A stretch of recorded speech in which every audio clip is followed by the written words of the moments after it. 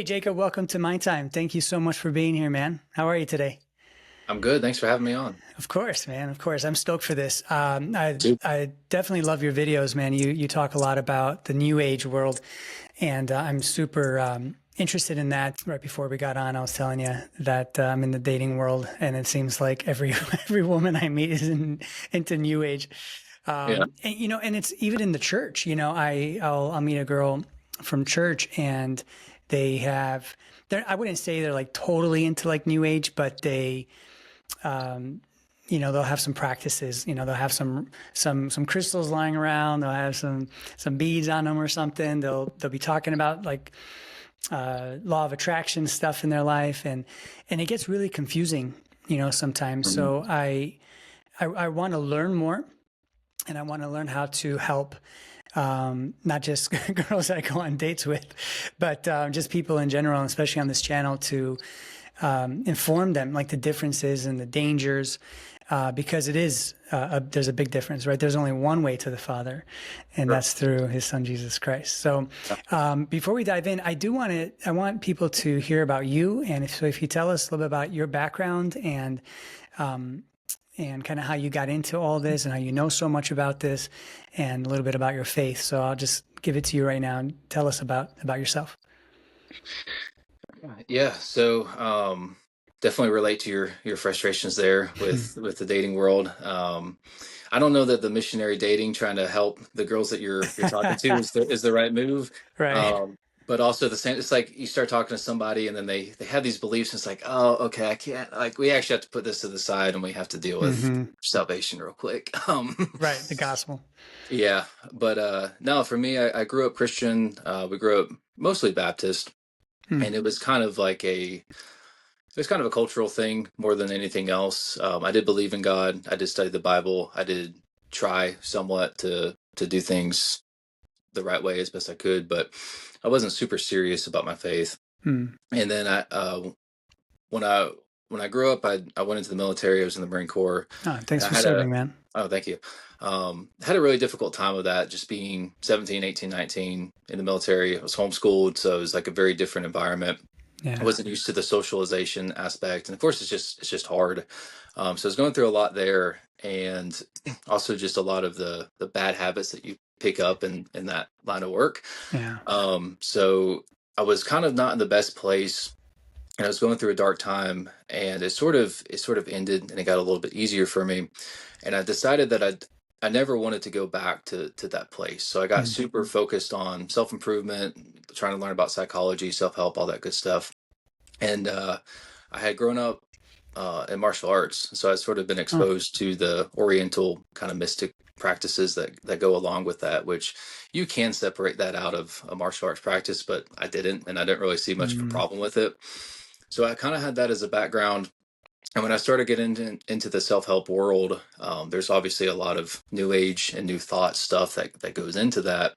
And so I was sort of starting to drift a little bit further away from good theology and just a biblical understanding of how I'm supposed to be as a person. Yeah. And not all of it was bad. There was a lot of like genuine character growth that came out of that, and I sort of saw it as a blessing that God had been, had given me those tools to work with, and I was trying to make the most of them. But there was definitely some compromise in there. Yeah. And what ended up happening was it was very unexpected. I believed in the spiritual world, but I didn't really have any intentions of interacting with it. And I mean, I still don't really have an explanation for it, but I was about 20, 21. I had an out of body experience. I Wow. was I was meditating, and I was just it's just part of my routine. It wasn't anything special. And next thing I know, I'm just pulled out into this different dimension. And it kind of like going into that felt like being woken up from a dead sleep by Hmm. a taser. Like it was very jarring. It was very shocking, and it felt real. It felt like waking up out of a dream. And then Wow. when I came back into my body, it was like this doesn't feel real anymore. And I Hmm. had consciousness the whole time. It wasn't like I dozed off. I really wasn't in a position to be asleep anyway.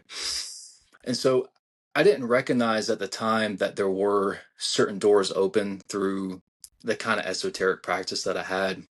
and some of the trains of thought that I was going down.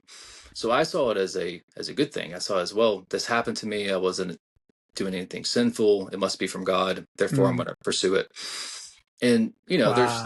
there's some grain of logic in there that's not totally off, but you're ignoring all the stuff that you shouldn't be doing. Sure. And so a quick Google search made me realize that Christians are not cool with this. I was like, well, they're just narrow-minded. I'm 21. I know better. Yeah. So the only people Of talking about course. this are New Agers and occultists. So I was like, okay, well, I'll keep boundaries up, but I'll learn what I can from them, and I won't get into idolatry or witchcraft or anything like that. But I'll just kind of see what they have to say. Right. And that didn't last long, because you start getting into that stuff and things start to make sense and you start experimenting. And then, you see things work spiritually. Mm. You think, okay, well, you know, if this isn't a real law, and again, I'm telling myself that I'm not doing anything wrong. I'm not summoning demons. I'm just like, if there's some kind of energetic manipulation of events, that's something that I'm doing. And, God made me the way he did. Therefore, any spiritual power that I have is from him. So it must be okay. Right. Right. Never mind what the Bible actually says about any of this. Like I had it kind of worked out in my head.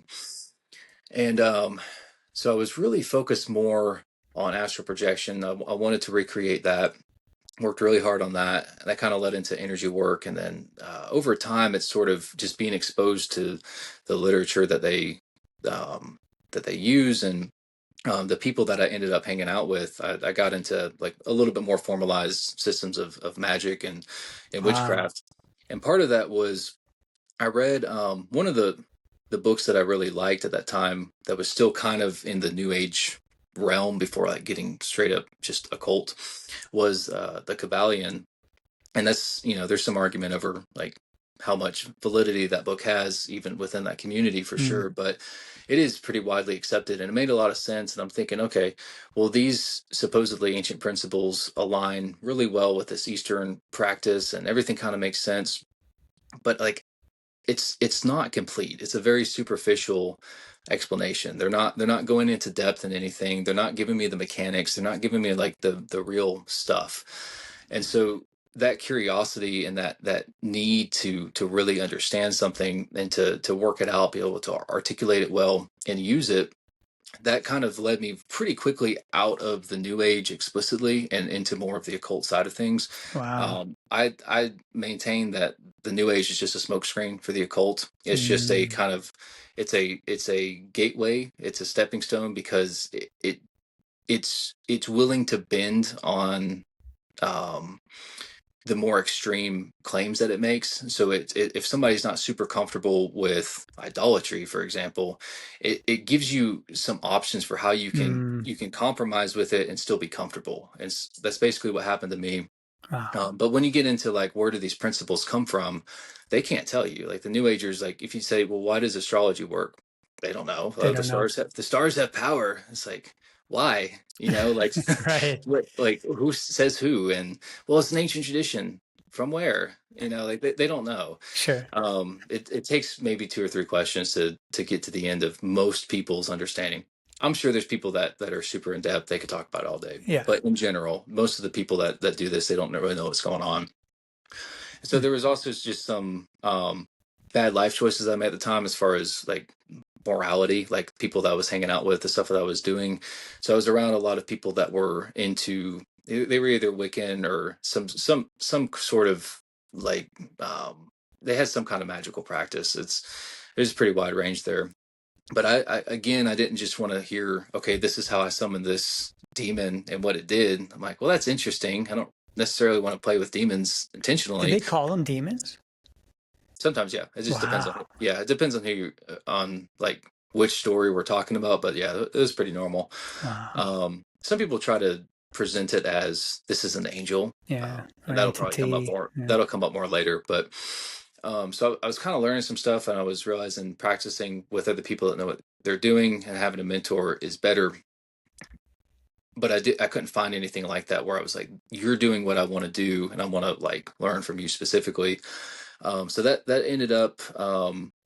I was really interested in like, what are the actual traditions? Like, what are the things that have been passed down? Because you get into the New Age stuff and all these ideas, And people, they say these things that sound great, and then you look into it and it's like, well, that's a pretty modern invention, like, Mm, just for example, like soulmates, like that's a 20th century idea. Like that's new. That's not some ancient wisdom that's been passed down. right. And if you really want to take some leaps, you could try to say that it ties back to something like from, the distant past, but it's tenuous at best. Like it's not like a satisfactory, oh yeah, they came up with this in the early days, and here's this, you know, consistent train of thought where it's been developed and practiced and Right. Right. refined. That just doesn't, it's not there. But there are certain occult traditions that are like that. Um, Not as much as something like Christianity. Christianity is a very, like, you can trace a clear line, like a chain of Sure. succession of, like, from the apostles to, a modern day bishop, for example. Right. You, Right. you Right. can't, yeah, you can't do that with the occult, but there are practices that have been passed down. So I found one of these traditions, that happened to be relatively near me.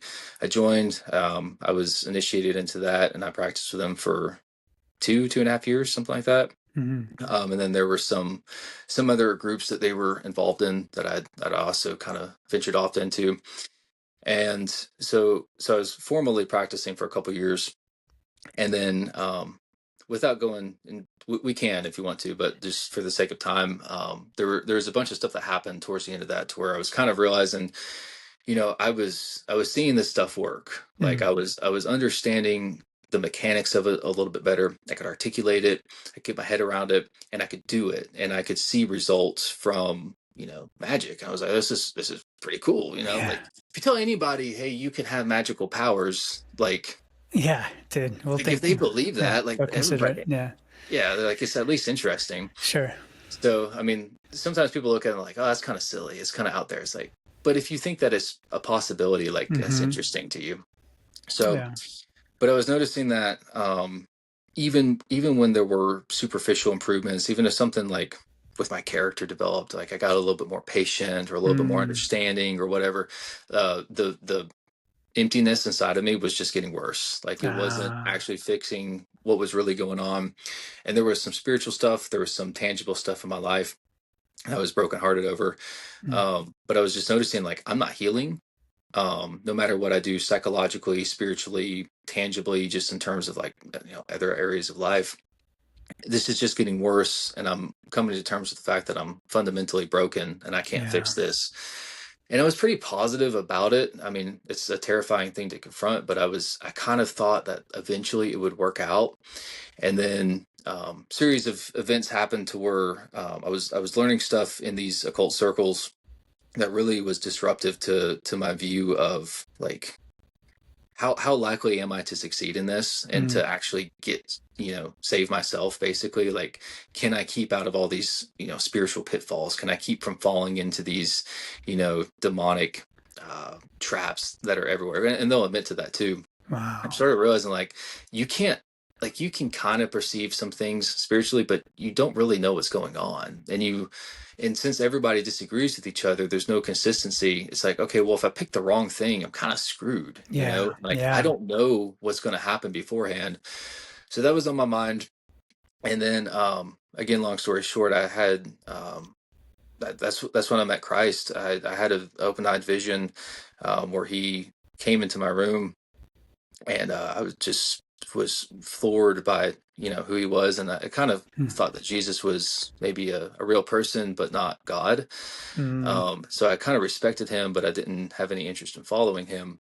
I was really confused why he was there, because I was like, I'm good. Like, that, you're not who I want to follow. Yeah. Um, but Wow. some stuff happened in that, and there was a long process of working out everything with that, but, it was too jarring to not take seriously. Wow. So I did, and I did come to the conclusion that, he's the only way to the Father, and, I repented. I got out of the occult. I burned all those Hmm. books. I stopped practicing. I got out of the other immoral situations I was in. Sure. And then, yeah, since then, it's been a process of just kind of getting things back on track, getting out of those places. And it wasn't until recently, that I kind of realized that, with the background I have in this stuff, and I really was having a hard time finding anybody who was giving good explanations that, you know, past me would have found acceptable. Mm, Because when I was in that time of trying to figure out what do I believe and what should I do, is this stuff wrong or not? Because Christians won't talk about, you know, the details of something. They'll talk about, say, hey, don't practice magic, which right. is all you need. But if somebody like me is inquisitive and Yeah. saying, you're just saying that on a superficial level, Yeah. whereas this other person has a really sophisticated explanation for why what they do works. Like, I want to hear that same rebuttal, that I get the same depth from you guys. Right. Otherwise, I'm kind of like leaning towards their argument, or at least sympathetic towards it. Sure. So I'm trying to thinking that's sort of the direction my content's gone lately. Just apologetics, focused on those sorts of things. And there are other creators out there that are focused, that make content around the New Age and the occult, but they weren't doing it the way that would have really appealed to me Yeah. at that time. So that's kind of my goal now. So in a nutshell, that's the broad strokes overview of my life. Yeah, Jacob, thank you so much for sharing all that, man, and for being vulnerable. I think it helps a lot of people when they hear, similarities in their own, practices or walk in their life. I do want to go back into it a little bit. When you said that first experience or encounter that you had, when you were meditating in your early 20s, right? Mhm. And then and would you call that like an astral projection kind of situation that happened, and that out of body Yeah. experience? Is that okay? And I'm curious, because you grew up Baptist at that time, but then you had these other practices that you were through the martial arts, right? Mhm. Um, Yeah. Hang on a second, someone's at my door. Hang on. World's falling apart.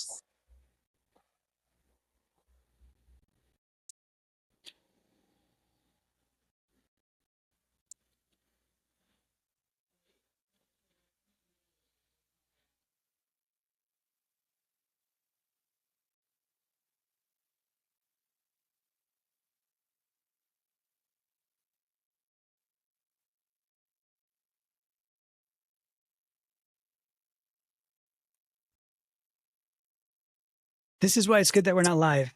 Usually, Oh, dude, yeah, no, live shows are a whole different yeah. thing. It's not worth it. Oops. Yeah, Ben and I usually do lives, and it's so annoying, especially with the dogs. It's like, no, stop.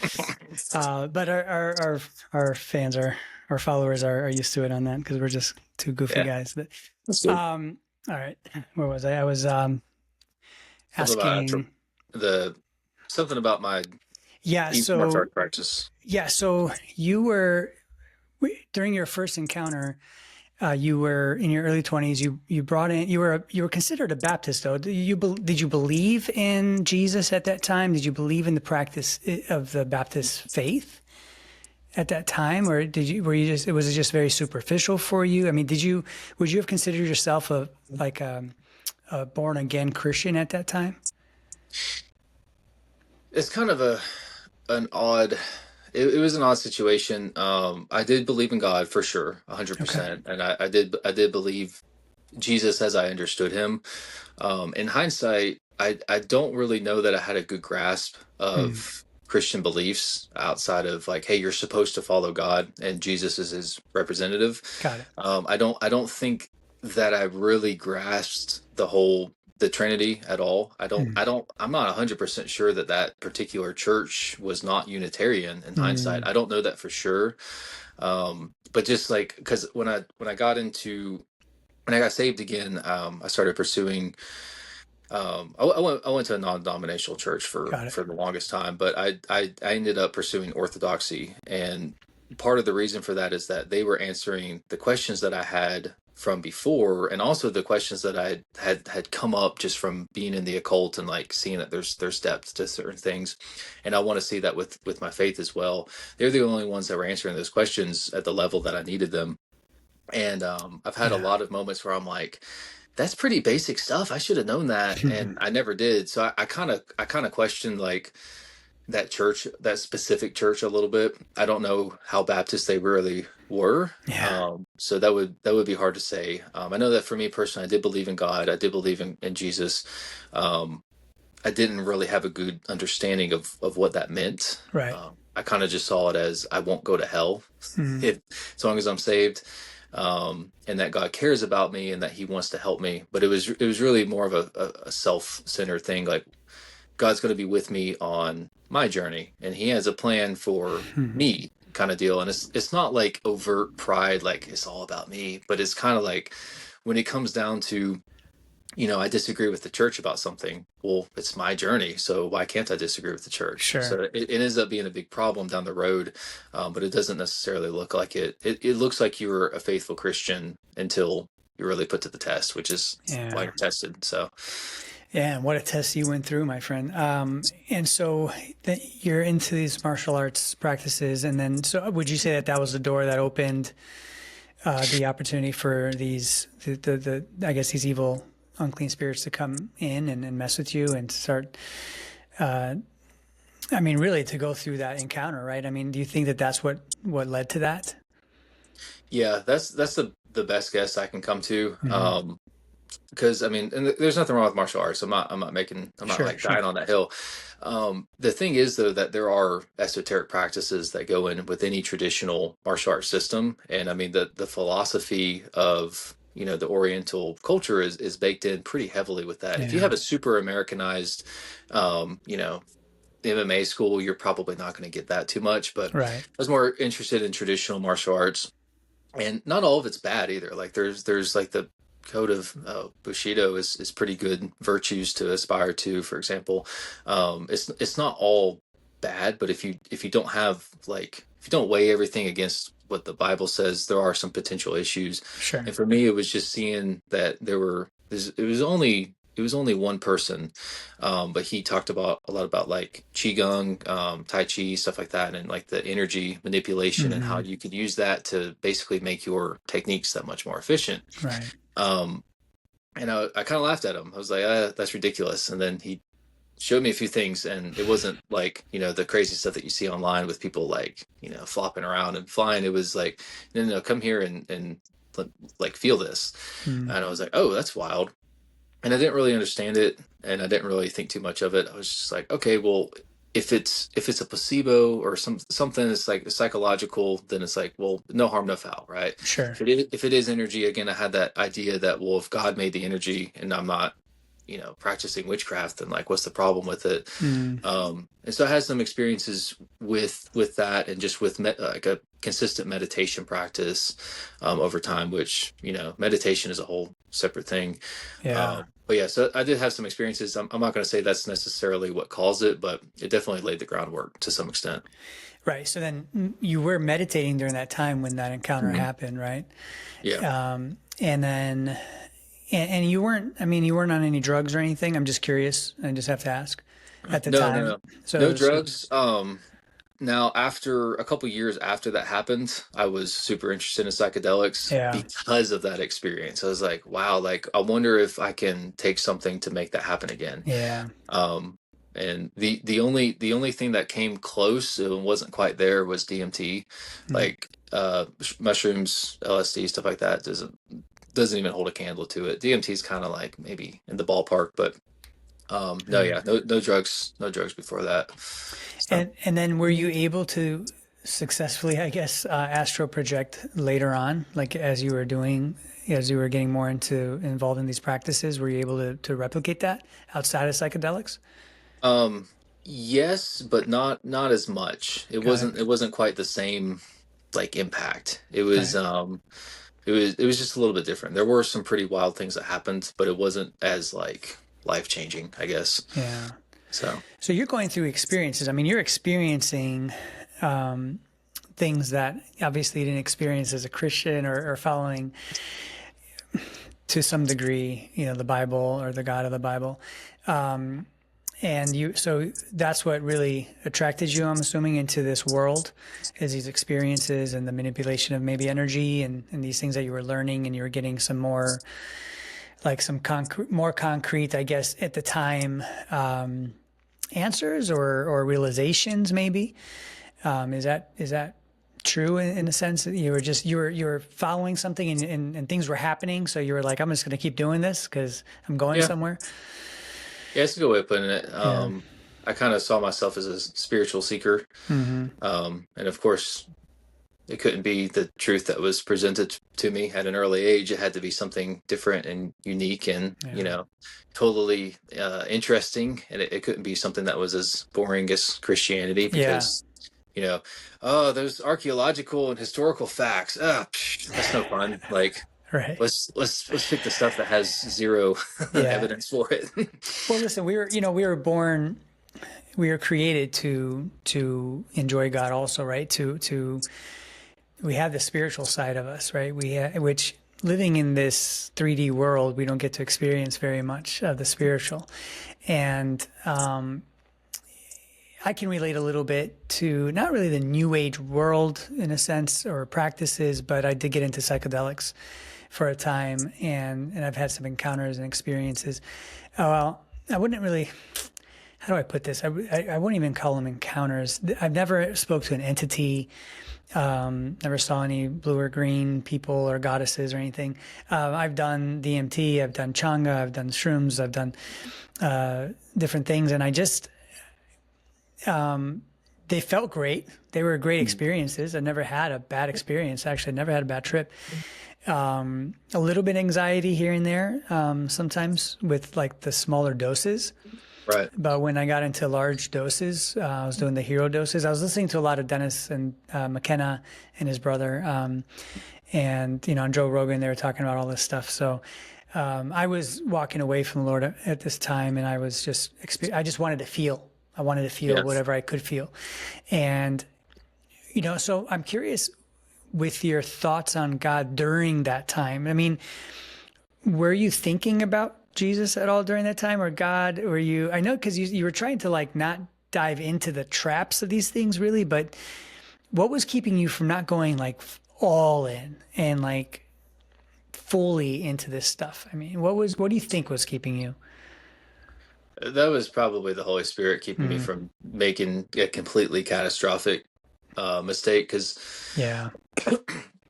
I basically, it was there's a lot of mental gymnastics that took place, but it was always like I'm going to find the thing that I'm comfortable with and do that. So I had like these certain boundaries in my mind. So like at the very beginning, it's like I'm not going to practice magic. I'm not going to practice witchcraft. And Mm, then started practicing witchcraft. And I'm like, well, I'm not going to worship any other gods, right?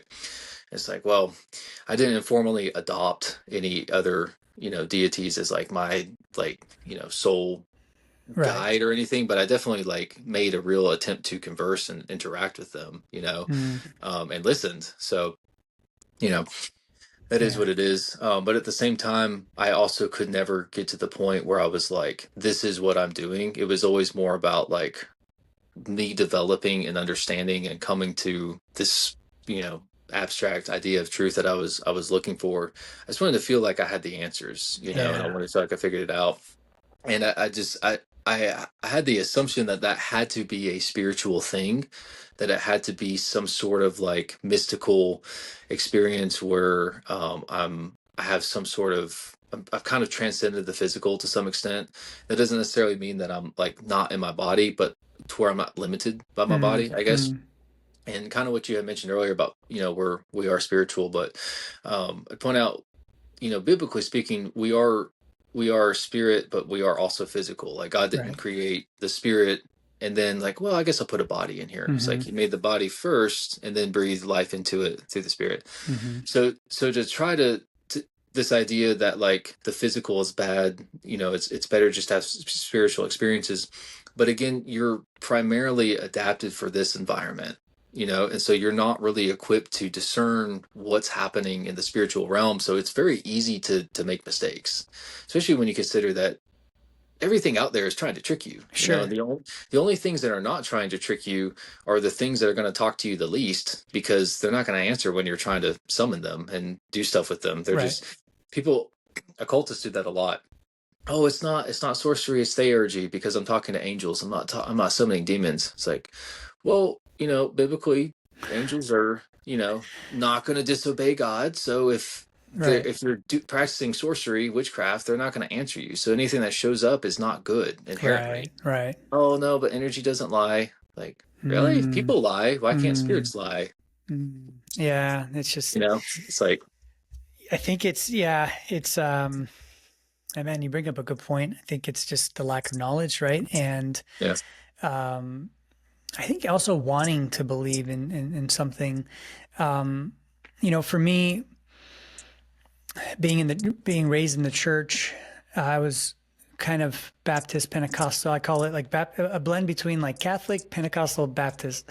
We're Baptist, but not your normal Baptist. You Right. wouldn't know it if you showed up because we're really enthusiastic. Yeah, yeah. That's right.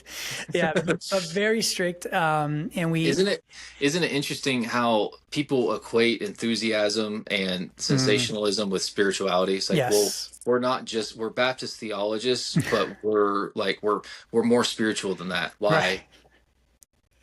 It's totally true, man. I know Yeah. it's so sad.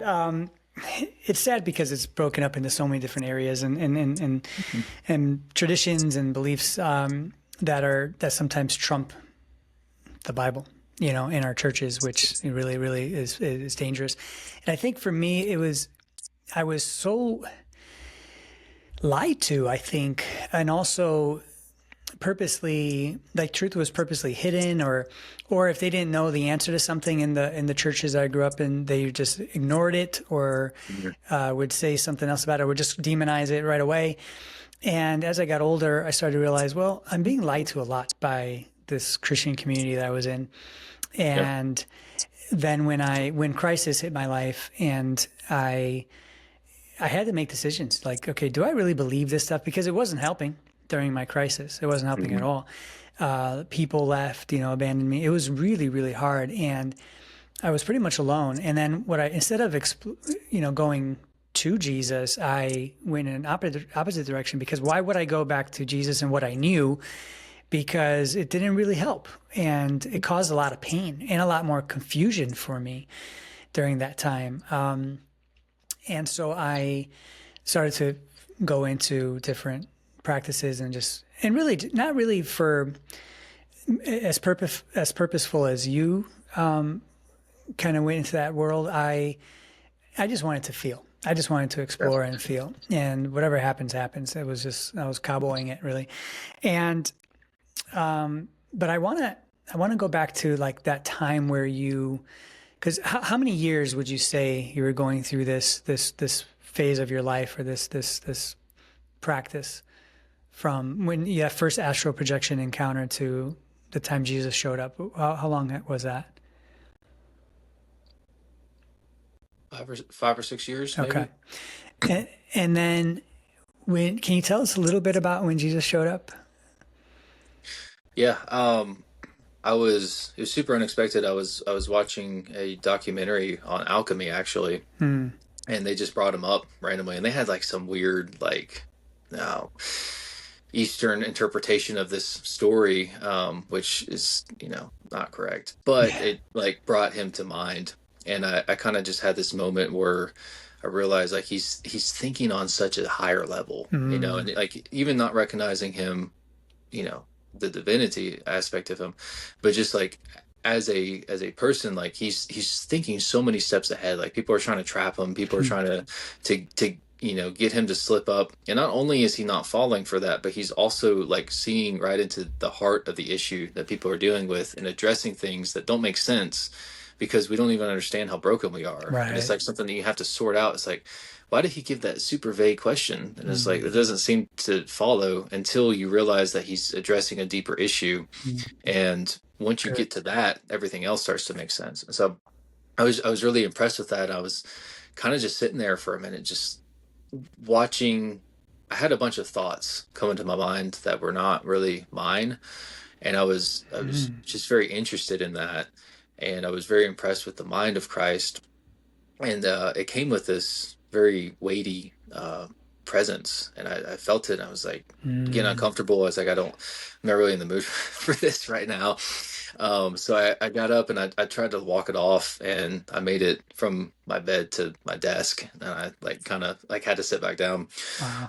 and I couldn't explain it, but I just started crying hysterically. It's like Wow. it was because that presence was coming over me, and it was Hmm. it was more than just like an intellectual thing. Hmm. It was love, and that's about when I started to see him.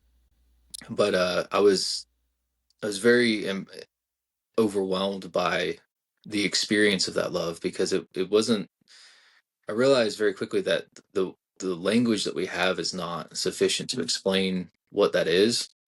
And so a Yeah. couple of the thoughts that I kept having, I didn't really have the terminology for holiness at the time, but it was definitely holy. I was just like, this is very different. Like, I can't explain why, but it's not the same as being in love with somebody. It's not the same as me loving my friends or anything that I've felt before. It's like, it's infinitely bigger than that. And then it's also active. Like, I kept thinking, like, I guess love is a verb. Like, it's not a, like it's something that you do.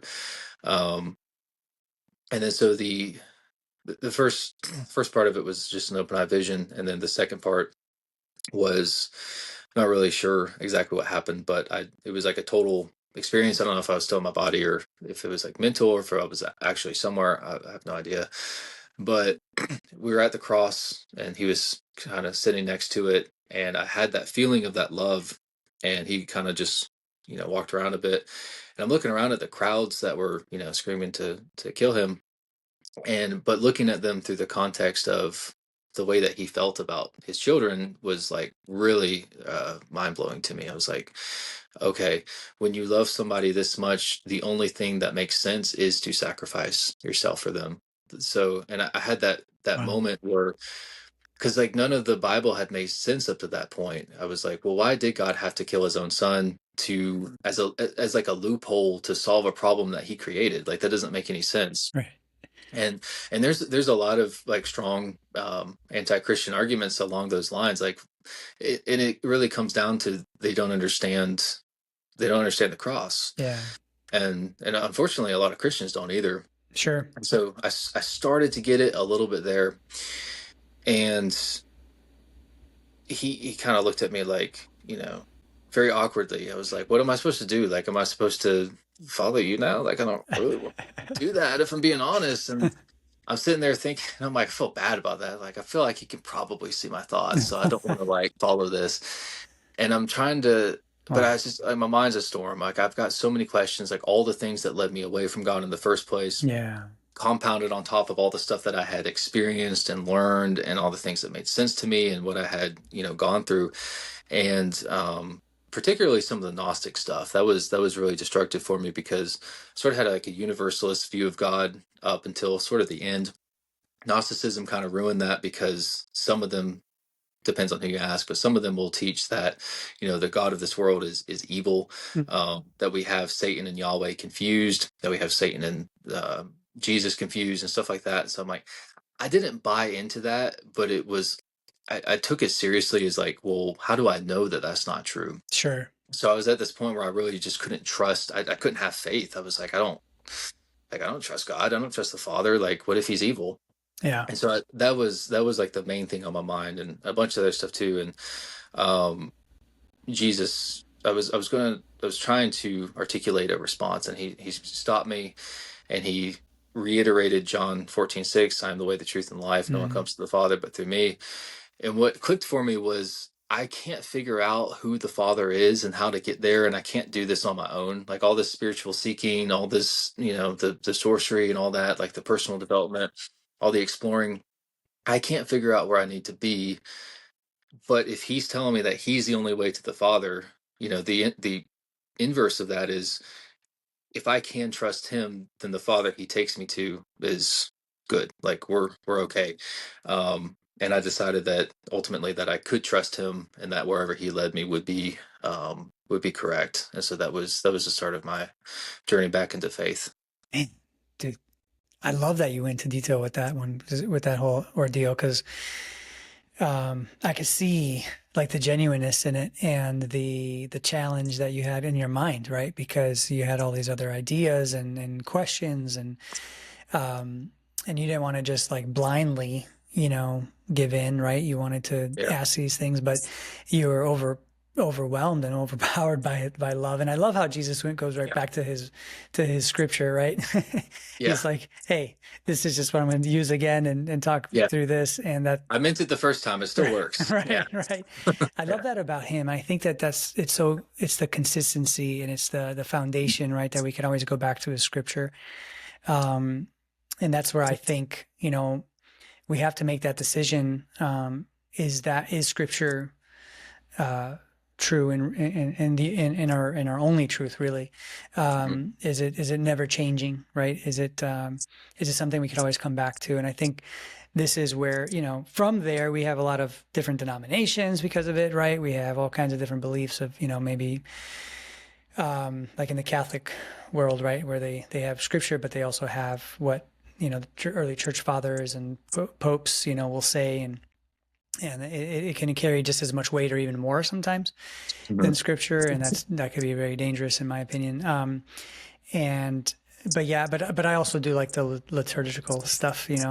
I've been looking into Lutheranism more and more lately because I'm just in love with Martin Luther and the Reformation and all that. But so let's go to. I want to ask you now that you're a Christian. Now you're following Jesus. I'm sure that journey is never going to end, right? We're going to keep going in that direction. God willing. He's never ending. Well, I mean, like you said it earlier, because I asked you that question. What do you think was protecting you kind of in this? And you said it was the Holy Spirit, right? I believe that too, and I think that He has you, and I think He has you for eternity. I don't want to get too theological here because I know people have different ideas of can you lose your salvation or not, and that's not the topic right now. But I believe He has you, and I believe He allowed you to go through those experiences so that you can come to this realization and this understanding of who Jesus really is and how much He loves you, and now you can impart these experiences and wisdom with other people. And the question that I have in regards to that is now going into the Christian faith, moving into like what the Bible talks about. Do you believe that this New Age occultism is the great deception that's coming our way, or already here but thickening, or do you not think that's what it is? Yeah, so yes and no. I think that there there's is if nothing else, it's definitely maybe this isn't the best word, but like a type and shadow Mm, of something. It's definitely a part of it. I wouldn't confidently say that it is the great deception. I do think that it is an example of it, though. okay. I would remind Americans that the Bible is not about the U.S. Hmm. So just because something is happening here does not necessarily mean that this is the global thing that's going to lead to end times. It Right. could. It's a There's great a, point. there's an argument to be made that um, we are in some way, shape, or form the extension of Babylon, the Right. spirit of Babylon that's in Revelation. You could argue that. I'm open to that conversation, but I do think it's a mistake to be like, for sure this is the thing, because people get weird about that Hmm. kind of stuff. They're like, oh, the COVID vaccine is the mark of the beast. It's like, no, it's not. Right. Like, no, it's not. The iPhone is the mark of the beast. The barcodes are mark of the beast. It's like this. It's really Yeah. not that hard to Yeah. understand that verse, but like people get strange about it. Sure. That being said, though, the Great Deception is basically this total system of control that is exerted over the entire world.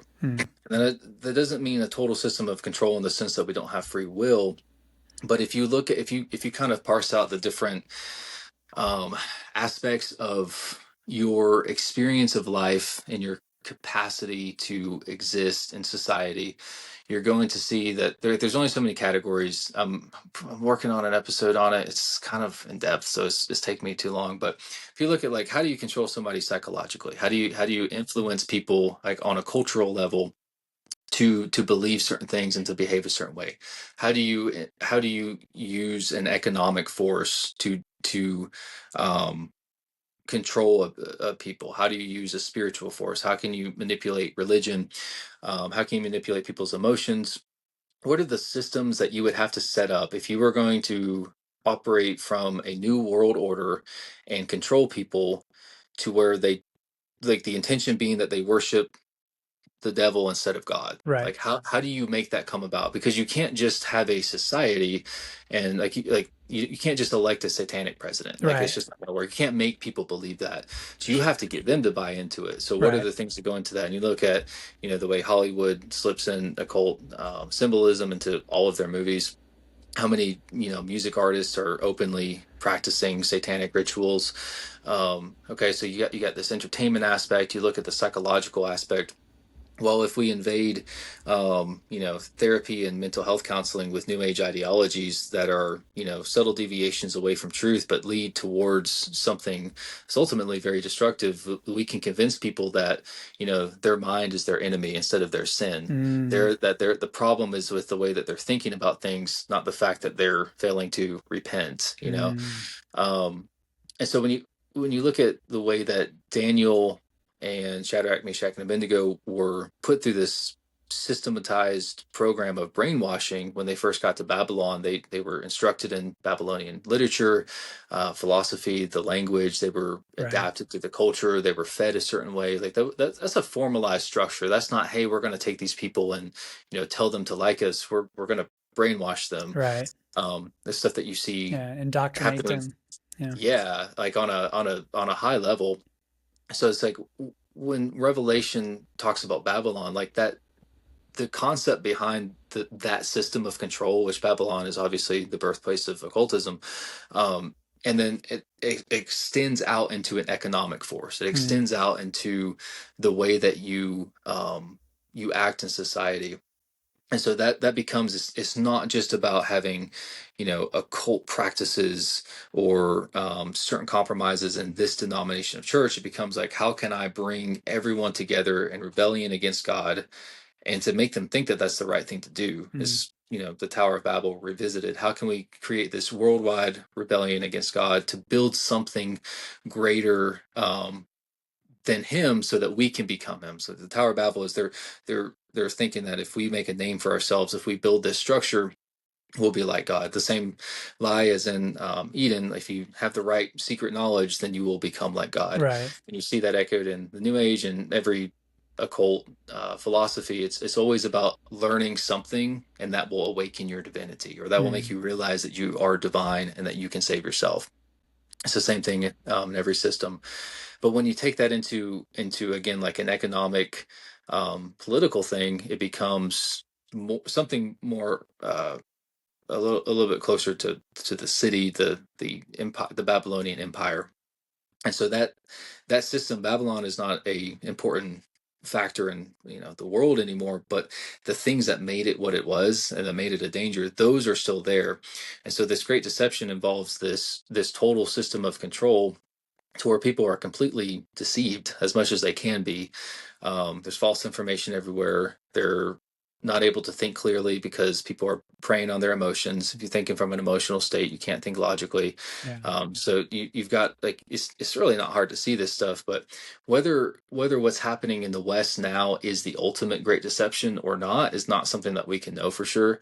I would probably rest on that, but I would say that we can learn we can learn from what the Great Deception is and recognize the dangers that we're dealing with now.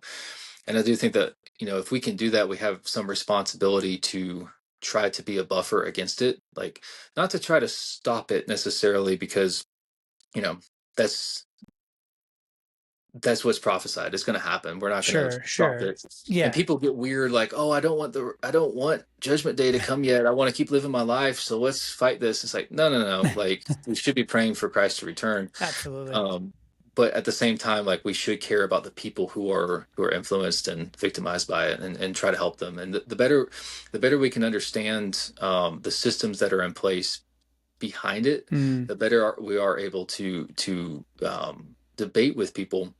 It's ultimately the Holy Spirit that saves people. Apologetics are not going to be the thing that causes somebody salvation, right? right. But at the same time, we're called to give a well-reasoned defense for our faith.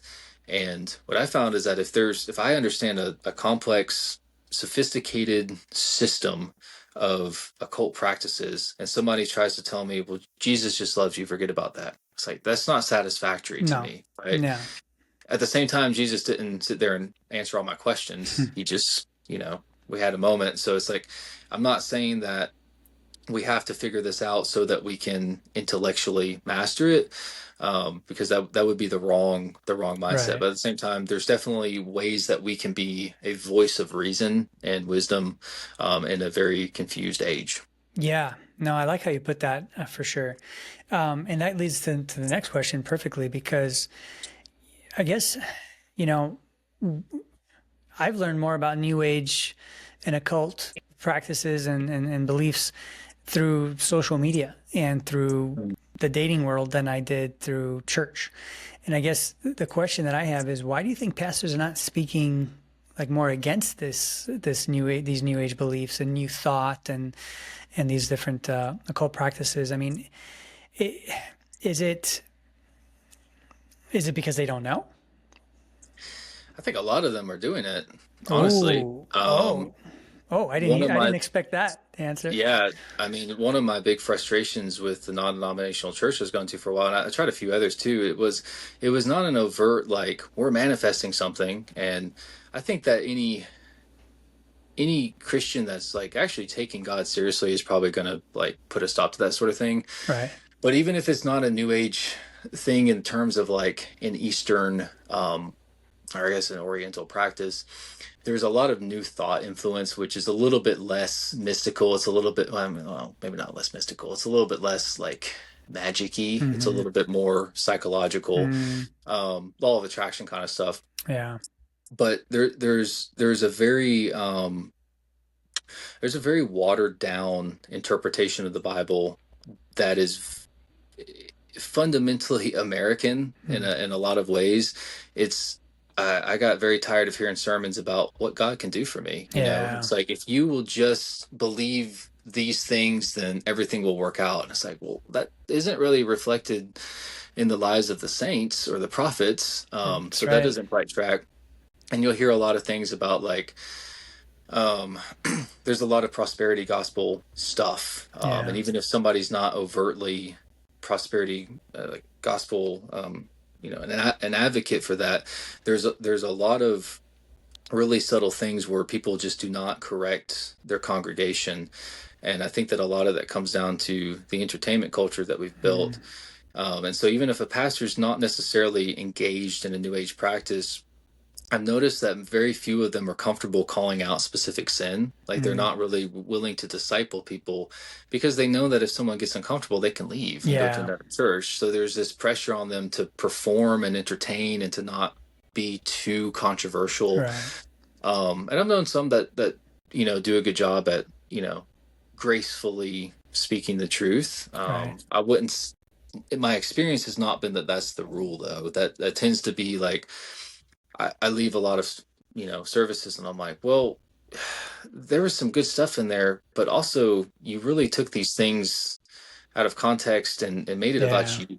And that's really what the New Age is that you can figure out your own truth and that you can create your own life. And that it's not really about following the rules. It's about, your relationship with God. It's like, okay, but your relationship with God, if it's good, will follow the rules that he gave you. Right. Yeah. What does Jesus say? Like, if you love me, you'll obey my commands. Right. That's straight from Jesus. I love that you said that, man. I didn't expect that answer. And I think that you're spot on, man. I don't think I thought about it like that. When I asked that question, like, how come we don't hear about it more, and preached against it more, or at least, educated a little bit more on it. And I always defaulted to, well, they just don't know and they're just out of touch. But I think you're right. Some probably are. Some probably are. Yeah, I agree with that too. But I think that you're right. I think that they don't even know, but they're doing it. They're especially in the new thought kind of practices, right? I mean, because you see law of attraction in church all the time, especially in prosperity gospel. But we talk about prosperity gospel like watching TBN, and Joel Osteen and whatever, and TD Jakes and all this. But it's still it's happening even in our non-denominational churches, small or large. And I see it, and we see it in the worship scene, right? I had this debate with someone, not really a debate, but just a discussion about it, where they're singing a song, and I like the song. The song's a great song. It's a great Christian type song, but they're singing it during a worship set, and it Right. was really focused on us, and it wasn't focused on God, or at least if you want to do the 80-20 rule, 80% focus on us, 20% on God. And it just bothered me, and I'm just sitting there Yeah. like, and I'm trying to be sensitive, but at the same time, gracious about, the way I approach these things, because I don't want to be a legalist, but I do want to stand on truth. And I'm tired of the false things, and I'm tired of the sugar coating of things. I just want truth, man, Yeah. and I think that's why I think that there's this move almost to more of a liturgical kind of service now that Yeah. that even younger people are going towards, and moving towards. And you see it even Yeah. in social media. I'm a fan. I have to admit, Mhm. I do. I'll read prayers and things and do stuff. Even in the what's that? The Valley of Vision, the Protestants or the Quakers, they wrote that book, which is a bunch of prayers. Really, really good stuff. I think that you can recite. And I grew up in that environment where like, no, you shouldn't read prayers, or you should. It was that weird.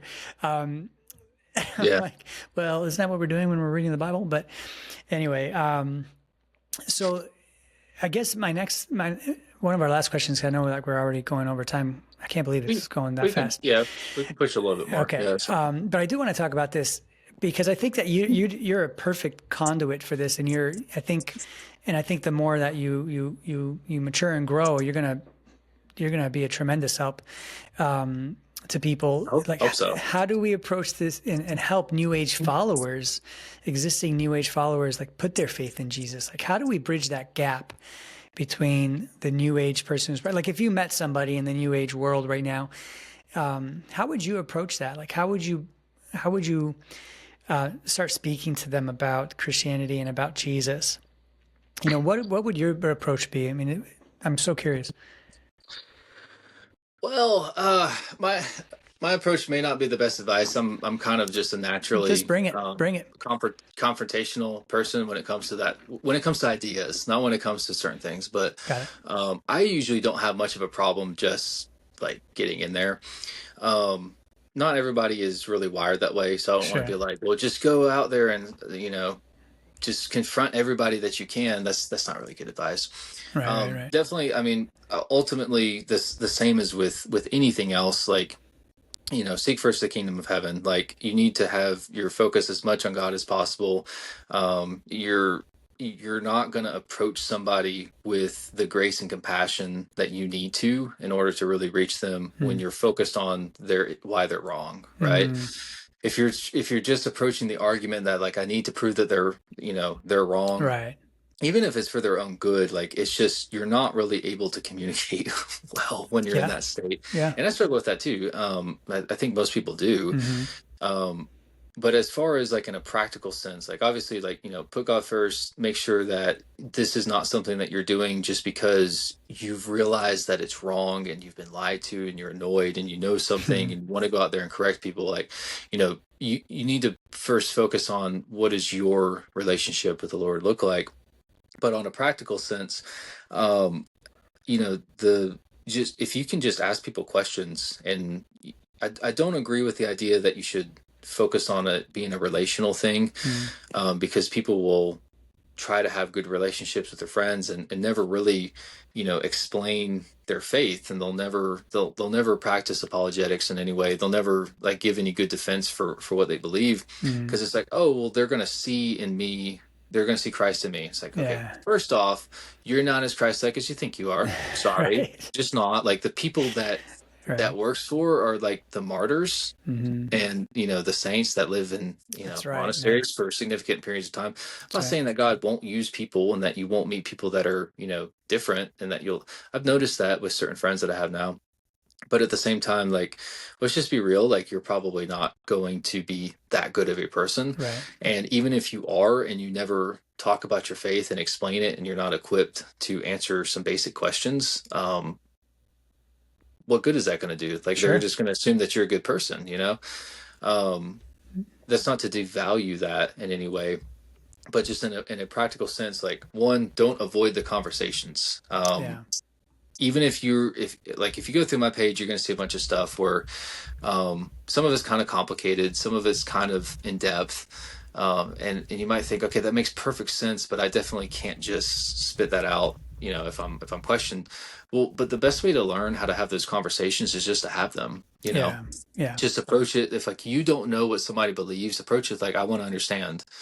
Start asking them questions, and seek to understand. But you'll notice pretty quickly that they don't give good answers. There's usually a layer or two of reason in there that's built off of some pretty major assumptions. Mm. Um, the, all of the New Age assumptions are pretty easily argued against.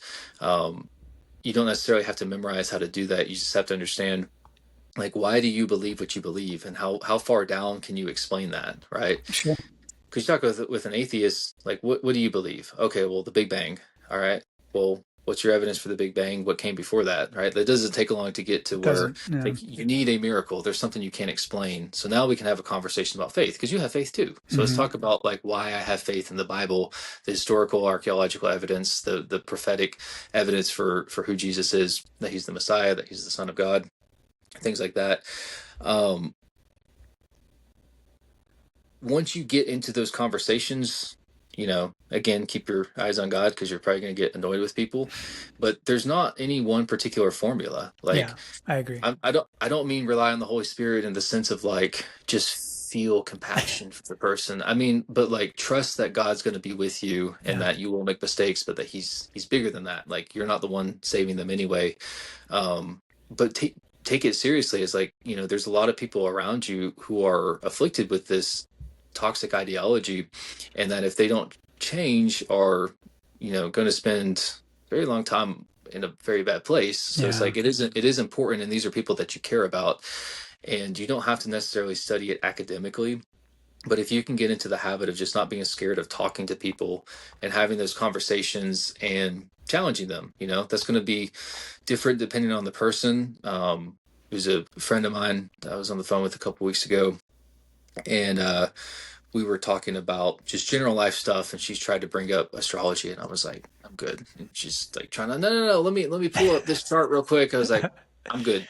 Right. Right. And she kept pushing it, and I finally was like, look, that's a Babylonian tradition, satanic, and I don't want anything to do with it, Mm. respectfully. She got so mad at me, Yeah. and she gave me her reasoning for it, and I'm sitting there with like 100 rebuttals. It's like, well, here's why you're wrong. And I was like, it's not the right time. Yeah.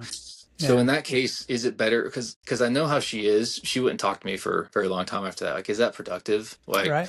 Yeah. you know, No, that's maturity and wisdom in you, man, to know when to stop, yeah. And to and on the pause. other hand, there's somebody last year who's like super into Oriental mysticism and some Gnostic theology, and that was a very intellectual debate. And I Mm. challenged everything he said, and we went back and forth for a very long time. And so, you know, there is a certain amount of like being a reasonable person, Sure. like boldly proclaim your faith. But you also don't have to scream at people from the street corners at the same time. You Yeah. need to be willing to talk to them, to be a real person to them, and don't confuse be Christ to them with just be a good person, and don't tell them about Christ. Like, you need, Right. at some point, you have to confront them, and you have to bring these things up. But that is a very that's a lifestyle that you have to live. You can't just go out and evangelize. You have to be someone who's actively seeking God, and then the only natural the natural outcome of that is that you want to tell other people about Him. Sure. Sure. I mean, what's that?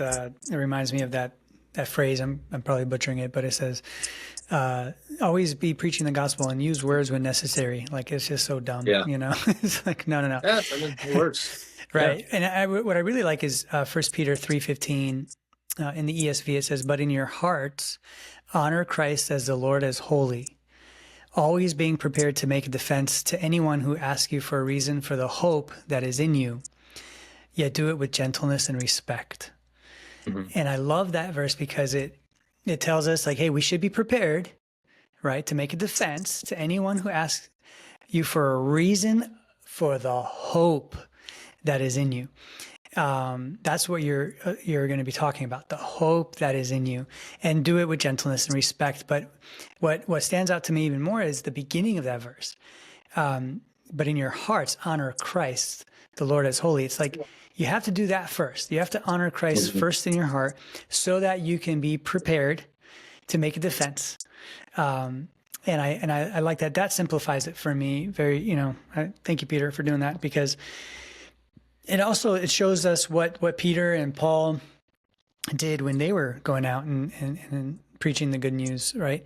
They were direct. They got into the culture. They were discussing their own, beliefs and things. Paul was really good at that, especially, speaking to the Gentiles. The Jews was a little different. Their approach was different with the Jews, but with the Gentiles, it was more of 1 Peter 3:15. Less confrontational. Less confrontational, yeah. And you know what? More grace. Yeah, more grace, but also just the word. Like it's the Holy Spirit that does the convincing, right? And I always, when I have the opportunity to share the good news with somebody, I used to always be like worried and like nervous about it. And what am I going to, what if I mess it up? What if I leave something out? And I've gotten to a point where I just simplify it so much now. And it's just, hey, this is what I believe. It might sound like, it will sound foolishness to you. It's going to sound crazy, but this is what I believe. This is a hope that I have in me. And if you want to learn more about it, we can continue talking about it. And then if they say, yeah, no, I'm good, I don't want to hear about it, then okay, then move on. If they do want to talk about it, then that's the Holy Spirit that is in them saying, oh yeah, like he wants to talk, or she wants to talk about it more now, and they want to learn more. And then you can go into more in depth, I think, of what we really believe. But it just starts with that, that planting of the seed, but really being, really using the word of God to do that, and not just our own ideas or, well, he makes me feel so good. No. No, life with Jesus is a lot of suffering. It's dying to yourself every single day, right? And not just once a day. This is, multiple times a day. We're dying to ourselves. We're dying to our sin nature for the rest of our life. You will be hated because of me, Jesus says. Following Jesus is not, candy corn or whatever they call it, rainbows but I also do believe that he is in our innermost being and he lives inside of us, right? Galatians 2:20. And by faith we can access that. And I think that he does bring us, well, not that I think, I know that we can experience joy and peace and love. I mean, I love the fact that you experience the love of Jesus when you encountered him. And it was so weighty for you. And it was that holy moment. And I really appreciate that you use those words, because that's true. I mean, that's what the Bible even talks about. And the fact that you got to experience that is incredible, man. I love that. And I love that for you. A few more questions to round this out, but I think now it's going to be more of a, I'm just going to ask you not as in-depth questions, but things that I'm kind of more curious about that I really don't know. And if you know the answer to them, great. If you don't, we could pass. But I've never heard of the law of mentalism. Have you heard of that? And do you know what that is? Yeah. So the law of mentalism is one of the 7 Hermetic laws. And there is some discussion about whether that is if that's really Hermeticism or not. And it's a valid discussion. It's really, it comes from a book that was written in more contemporary times. It was kind of a product of the New Thought movement. It was around the same time. It was written by a anonymous author that we think was a spiritist that he wrote a couple other spiritual books, and they're all kind of equally crazy. But it was very much a product of the time that seemed to be borrowing from older traditions. And that's pretty normal in occult literature. So people sometimes criticize and say, well, it's not true Hermeticism. It's like, okay, well, there's no true Hermeticism, because this is what you guys do every so often. So there is some conversation there, but either way, it's widely accepted in that community as being philosophically sound. And what that whole book does is it offers a bunch of outrageous claims that have maybe some kernel of truth in them, just enough for you Yeah. to relate to it, Yeah. but they don't support any of it. There's zero evidence for any of the claims that they make. So the first one is the law of mentalism, and it basically says that the universe is mind, everything is a mental construct of the creator, and Mm. whether that means we're like in God's brain, or if it's some kind of, Oh. if it's a metaphysical like abstract thing to where we're just pure thoughts. um what that does is it sets the stage for things like the law of attraction, manifestation, because if we're a thought, basically, then our thoughts also have power, because there's not any real separation between our thoughts and God's thoughts at that point, right? Right. And so then you can get into things like, it sets the stage for the rest of the Yeah. laws. That makes But sense. yeah, you see that pop up a lot. It went along well with the New Thought movement, which is again a little bit more pseudo scientifically oriented towards psychology. Yeah. But it was all about like the power of the mind, and it also fits in with occult practices in general. So, but it's basically the idea that everything is mind, and that we can manipulate all of reality with our inner world. Okay. All right. Thank you for that. And then another law question is, what's the law of polarity? So one of the other hermetic laws. So it basically says that opposites are two extremes of the same spectrum, and that they are essentially the same thing. So if you imagine, hot and cold are both temperature. Well, whatever that temperature is, that's just temperature. So like hot is one expression of temperature, Mm. cold is another expression. And what they try to do is they apply that to everything. And obviously there are some opposites in the world, and there are some things that are on a spectrum, like Sure. light is on a spectrum for sure. Mm-hmm. Um, but they apply it, they make the categorical error of applying it equally to everything. And they do that because of another hermetic law, which is the law of correspondence. Basically says, as above, so below.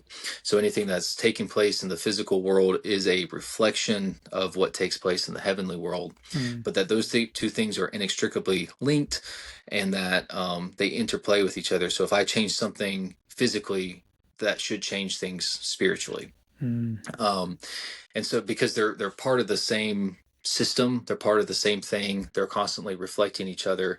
um, and what happens is, when you think everything is mind, everything that I'm experiencing is what God is experiencing, and everything, good and evil, love and hate, light and dark, all those things are just, they're all the same thing, they're just different expressions of it.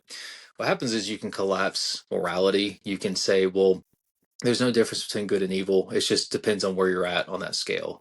There's no difference between light and death, or life and death. It just depends on where you're at in that scale, and Okay. things like that. So that's where you get this whole moral relativism thing.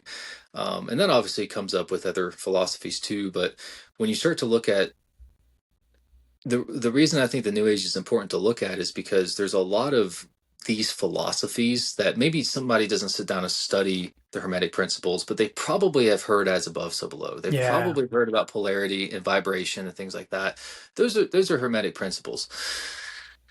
And so they don't realize, if you say, well, if you just kind of take it as given, yeah, polarity makes sense. Like there's like opposites, and like I can see that, but you Sure. don't, and you just kind of take it in as like a given, and you don't realize, well, is there a difference between good and evil? Because God makes that distinction. Holy means to be set apart, to be Right. separate, right? So if you look at the Tao symbol, the Chinese Yin and yang. circle, the light and dark, yeah. Yeah. Um, I get, one of the things that people kind of react to when I say is like, that is a satanic symbol, and people get weird about, like, oh, you're a Bible thumper, you silly Christian, you just calling everything the devil. It's like, okay, well, let's look at light and dark. Let's look at good and evil. I say that within every good is a little bit of evil. Within every evil is a little bit of good. Okay, so you have sympathy for the devil now, because the devil had good Mm. intentions. You just did the wrong thing. And then you have light that is now polluted with Mm. darkness. Yeah. And that's not what God talks about at all in Scripture. He says that He is holy and set apart. So to contaminate that at all Yeah. means that you are creating a different category. So Yeah. God is perfect and holy, and then people are evil, and there is some good within us because of God, but it's not that's not a spectrum. That's not a continuum. Those are two separate things. And to say that there's a little bit of evil in God is blasphemous. To say that your evil intentions are motivated by purity is very silly, right? And there's a lot of discussion to be had about that, but just on a basic level, if you take a cup of water and put like a little bit of poison in there, that pure water is no longer pure. Right. So you're not creating a spectrum of pure and impure within the water. You're just corrupting and polluting everything equally. So yeah, you've got to be careful of that kind of stuff. Yeah, man, that's good. Thank you for that. And then that'll lead me to this last question of, well, I'm going to break this up into two. The first part is in New Ageism, is there an absolute truth? Oh, that's a fun question. Yeah. One of the things that makes it hard to pin down is that everything, like I said, is a smokescreen. Like none of these beliefs are real beliefs. They're kind of surface level things that are used to hook people into these like more sophisticated philosophies. It would probably depend on who you ask. I don't know of any, like, because there's not like a formalized central structure here. It's people doing what they want to do. Yeah. And most of them tend to believe either that there is no absolute right, it's all relative, or that there is some sort of syncretic universalist God that's beyond religion and we don't understand him and he's ultimately good, and that everything that we do is ultimately relative, and that so like maybe there's some guiding light there. That's again depends on who you ask. That's just the theme that I tend to see. Neither of those really makes any sense because I mean you can challenge that very easily. You can I don't know what platform you're putting this on, so I won't be too extreme, but I mean you can in a personal conversation, like if somebody is violently assaulted, like is that wrong? It's Right. If someone is like, has bad stuff done to them, if you approach it from the sense of moral relativism and say, well, there's no like good and evil are just parts of a spectrum, like, okay, well then, that means that it's not wrong to do that. Right. And then you take it a step further and say, okay, hold on a second. You say that we manifest our reality, right? That you attract your vibration. So the perpetrator is not actually responsible. That person was asking for it. They were asking for it. Yeah. Like, you're not saying that, are you? No, of course, no. If somebody's victimized, like, you can't victim blame. It's like, okay, so the law of attraction and manifestation is incorrect, right? And they go back and forth, and there's a million different ways to try to slip out of that. None of them are satisfactory, but it comes down to like, well, do you believe this or not? Yeah. Right. Yeah. Because if I hurt you, like, am I in the wrong, or am I a victim of you manifesting pain? Right. Like, you made me feel bad because I hurt you now. So it's yeah, and they can't land on it. They can't, Yeah. And that's interesting because before I asked that question, we talked about two different laws, right? And so if there's laws in the New Age system, then like, how is it possible if there's no absolute truth, right? Because I've heard that also. So it just doesn't make sense. And to me, this is where I kind of like, I for a while I thought like, okay, New Ageism is the whole New World Order thing. That's going to be the Great Deception and all this stuff. But the more you look into it, it's like, man, it's so easy to debunk this stuff. Like it gets pretty easy, but I think it also gets really deep. And then when we start getting into the occult, I think I like that you touched on that earlier. I think that's where, like you said, the New Age belief attraction thing is the smokescreen, right? For what comes at what's underlying behind that. And then when you get into the occult practices, that's when things get really dark and deep and dangerous, I think. So for sure. Thank God that he rescued you from that, man. Amen. I gotta say, Jacob, I'm in God's sovereignty. I'm happy that you went through that, because we could talk about that today. But I'm also very, very happy that you're not following those beliefs, and that you do have Jesus as your allegiance to Jesus as your Lord and Savior and King. And I love that you're talking to people about this and you're creating content on this. And guys, whoever's listening to this, please go check him out. His handle is Lamp of the Body, correct, on Instagram? Mm-hmm. Yep. Lamp of the Body on Instagram. And where else can they find you? Are you on YouTube? Any other platforms? Yeah, mostly Instagram and YouTube would be the best places. Same name on YouTube, Lamp of the Body? Mm-hmm. Okay. Yep. And you say you got some new content coming out. And I really enjoyed it. I went through like a rabbit hole, like just going through your stuff one time. And I'm like, man, this is good stuff. And you're very articulate and clear. And you're direct, you don't come across controversial. You come across like, in my opinion, like gracious. You actually want to help and teach. Depends on the video. Yeah. But also sometimes you just have, the truth hurts, right? The truth is offensive, to a lot of people. So it really just depends on, who's listening to it. For me. And I have a bit of an antagonistic personality. Sometimes that does come out. Sometimes I get a little bit carried away. So I'm working on that, but yeah. I can say the same for myself. I try not to, but it's hard. But hey, Jacob, man, this was really, really insightful for me. Thank you for answering the questions, being vulnerable with your story. Absolutely. And I'll be praying for you, my brother. And I can't wait for your new content that you put out.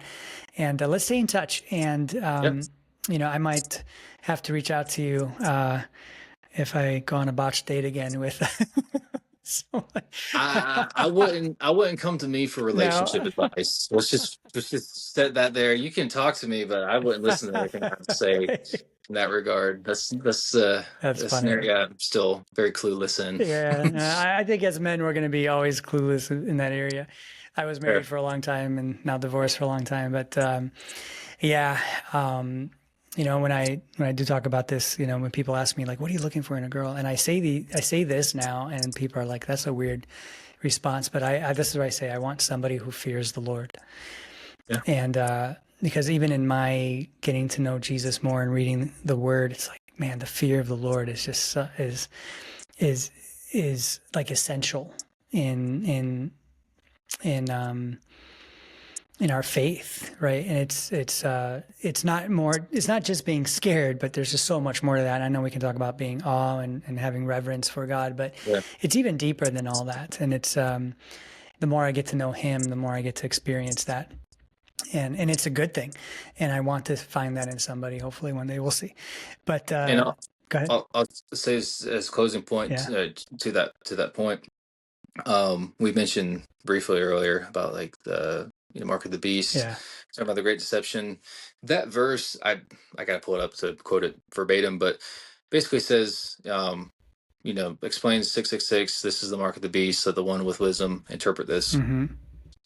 And I've listened to so many hours of podcasts and conversations. And I've talked to so many people about this, and it was. At some point, I was just like, I've never once heard anybody talk about Jesus in all of these discussions. And it kind of clicked for me, like, fear of the Lord is the beginning of wisdom. So to have wisdom to understand what the beast is, what is the great deception, by extension, what is the new age? How do we stand up against this? It really comes down to fear of the Lord, because if you fear the Antichrist more than you fear God, like, you can't be wise. Right. You will be foolish because you don't have the foundation for wisdom. Yeah. So I would, just total side note, but definitely. Great point. I'm glad you said that, man. That's super important. I'll be honest.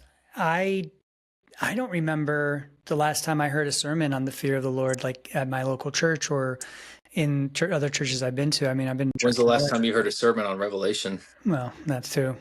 And if I did briefly or something was alluded to, it was like so cheesy and it was like so like basic. And